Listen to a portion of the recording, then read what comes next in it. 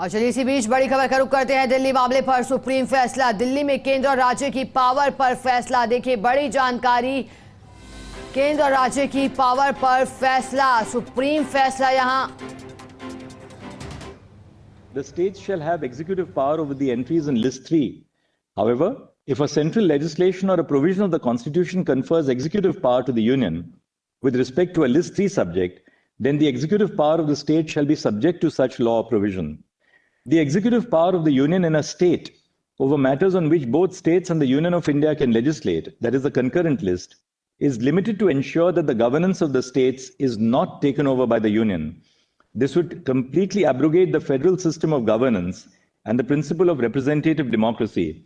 It is with this objective in mind that the members of the Constituent Assembly thought it fit to limit the executive power of the union in a state over matters on which the state legislature also has legislative competence.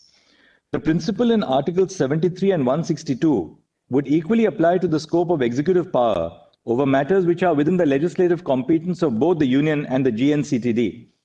This is because the objective of the provisions is to limit the executive power of the Union in the territorial limits where there is an elected government of a federal unit.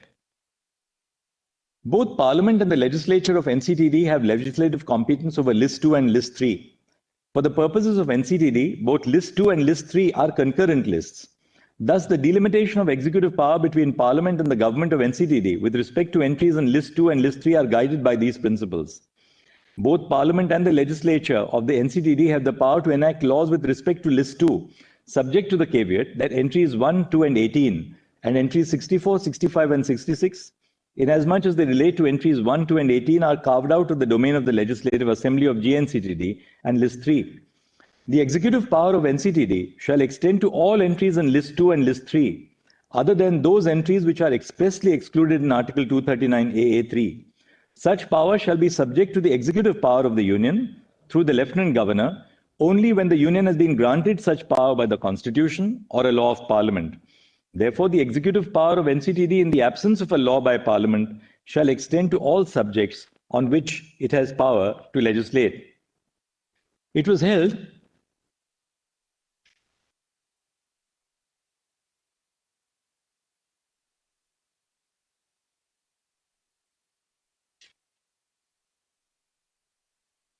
Then we cover Rule 46 of the rules, and we say, the rule provides that the Lieutenant Governor shall exercise such powers and functions with respect to persons serving in the administration of NCTD as may be entrusted to him under the provisions of the rules and orders regulating the conditions of service of such persons or by any other order of the President. The term administration in this rule must be considered in the context of Article 239 AA3 and Section 41 of the GNCTD Act.